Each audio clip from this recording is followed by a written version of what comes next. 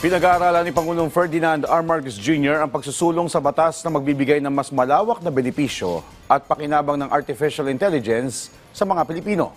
Pero tiniyak ng Pangulo na sasabayan ito ng mga pagtugon sa panganib na dala ng AI gaya ng paggawa ng fake news at misinformation para manloko.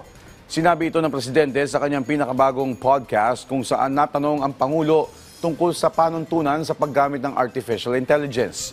Marami pa rin anyang hindi nauunawaan o hindi maalam sa paggamit ng teknolohiya. Kaya mahalagang maintindihan mabuti ang AI lalo't ginagamit na ito sa edukasyon, infrastruktura at marami pang ibang bagay.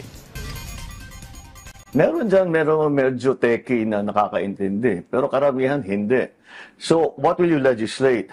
What's the best way for the Philippines to take full advantage, to maximize the use of AI? The other side of the equation is, what are the things na kailangan bantayan natin?